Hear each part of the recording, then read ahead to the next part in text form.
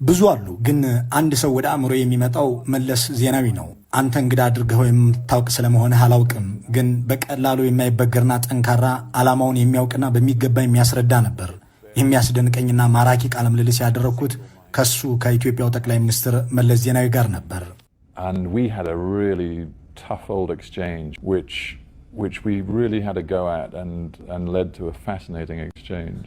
የኮሙኒኬሽን ስትራቴጂ ያለው የሚናገረውና የማያፍርበት ጉዳይ ያለው በራሱ የሚተማመን የትኛውም የአገር መሪ በሚዲያዎች ፊት ለመገኘትና ለመጠየቅ አያመነታም። የቀድሞ ጠቅላይ ሚኒስትር ኃይለማርያም ደሳለኝም ከሳቸው በፊት የነበሩት አለቃቸው ያደርጉት እንደነበረው ሁሉ ለአገር ውስጥና ለውጭ መገናኛ ብዙሃን መግለጫዎችን በየሩብ ዓመቱ ከመስጠት በአንድ ለአንድ ቃለ ምልልሶች በተለያዩ መገናኛ ብዙሃን ከመቅረብ በተጨማሪ መሪዎች ወደ ኢትዮጵያ ሲሄዱ በጋራ መግለጫ በመስጠትም ይታወቁ ነበር።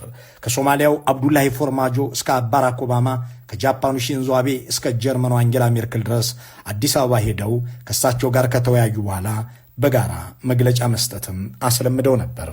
Members of the press, ladies and gentlemen, I would like to once again welcome His Excellency, the President of the United States of America, to Ethiopia. Our next question will come from Kevin Cork with Fox News.